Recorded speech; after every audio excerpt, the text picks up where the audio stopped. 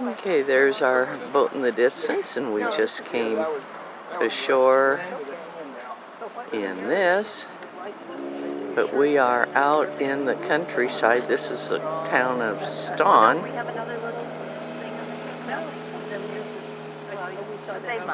You're going to have to hang on the side. Okay. Nice little village here. Very pretty coastline here, and these are all little islands out here. A better picture of its size. It can be compared in size with West Virginia. So this would be the size of Croatia, to give you a better picture.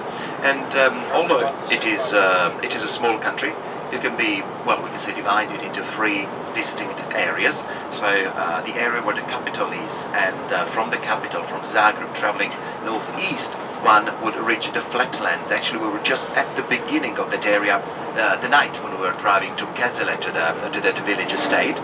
So that will be, as we said the other day, the breadbasket of Croatia. That's where the agricultural part of the country is. And then if we were to travel from those flatlands, before we reach the coastline, we would hit the mountains.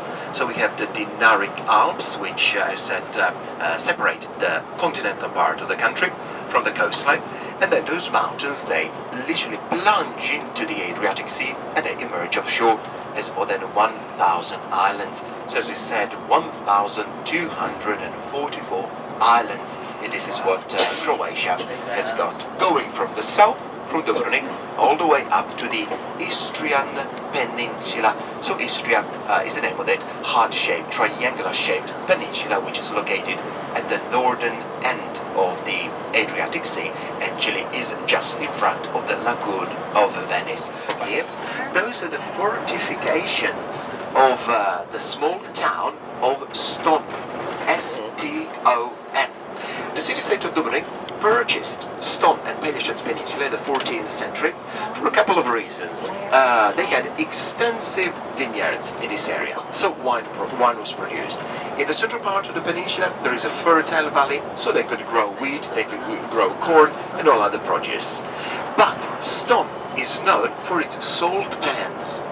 The salt pans, which were already established by the Romans, then the city-state of Dubrovnik developed those salt pans, and actually back then they were referring to the salt as to the white gold. So a lot of prosperity of the city-state of Dubrovnik came from the exports of the salt.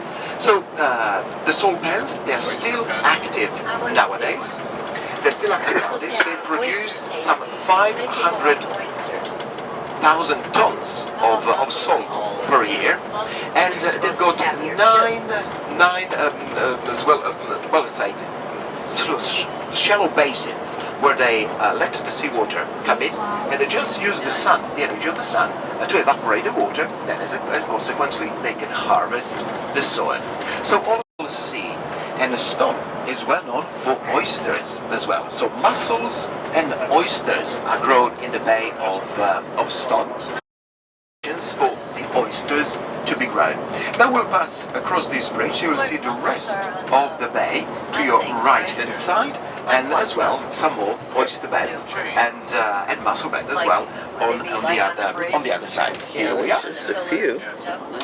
And once upon a time, they oysters used and to mussels. produce, my gosh, thousands and thousands and thousands of tons of mussels and oysters. But then the war in the 1990s destroyed some of these oyster beds, and not many farmers decided to continue with what was once upon a time their main source of living, which was oyster and mussel growing. So leave Croatia and we'll enter Bosnia and Herzegovina. To leave Bosnia and Herzegovina after 6 minutes and then to re-enter Croatia, because Croatia is literally separated, is divided by this narrow corridor which belongs to Bosnia and Herzegovina. So we have to travel through, 9 miles. Well, it's less, the road is shorter, but Bosnia and Herzegovina has got around 9 miles of the Adriatic coast. It is a bay within a bay. It creates the Bay of Neum. N-E-U-M is the name of the only Bosnian seaside town So this is actually no. This is it. They've got a couple of hotels here. Of course, they're trying to develop as much as they can. Of course, the Bosnian tourism, but of course they are limited in space because you will see very shortly we'll be leaving the territory of Bosnia to re-enter Croatia. But Bosnia. There is an excellent book, I believe most of you have already read it, written by Geraldine Brooks. People of the Book is called. Oh, read it. Read it, it's wonderful.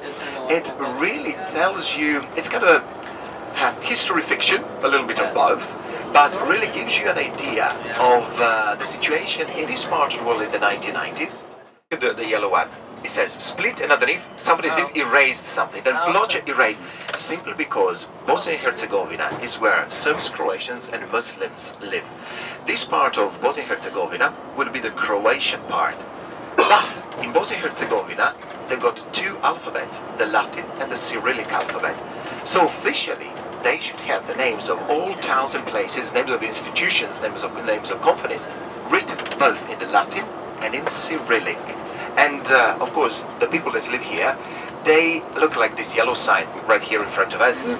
Basically, all the Cyrillic inscriptions have been sprayed over in a way that is still showing the bitterness that exists in Bosnia and Herzegovina, where of course still the Serbian soldiers, the Yugoslav army, which was controlled by the Serbian generals, are seen as the bad guys for all the bad things which happen in this part of the world. So that's why if you wonder, if you spot any of these signs, if you wonder why they would just kind of spray over the names of their town, it's because it was written in Cyrillic, therefore in the Serbian alphabet, shall we say. We will re-enter 2 minutes Croatia. later, we're leaving Bosnia-Herzegovina.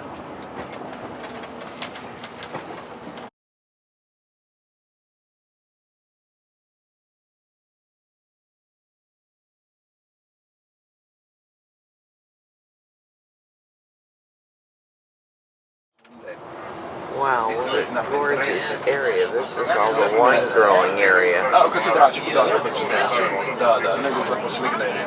Hills and mountains all the way around it, so it is sheltered from the wind as well. And for that is all the geographical position really create these favorable conditions of course, growing all different kinds of crops.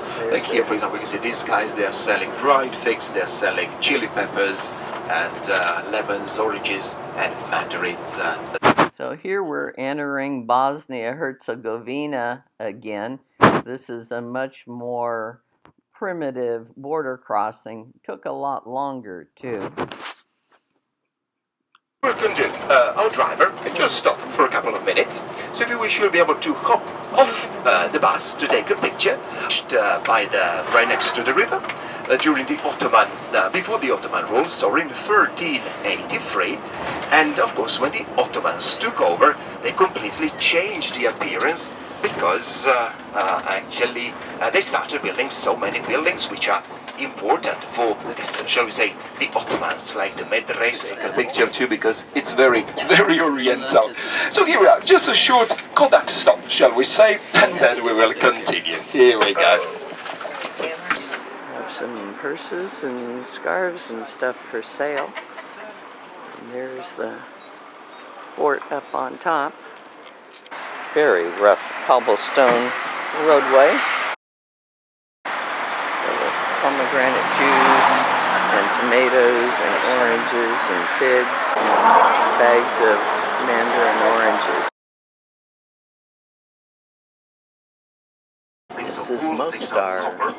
And still it has got that original Turkish Oriental character, which one can still see in the old part, in the historical center of Mostar.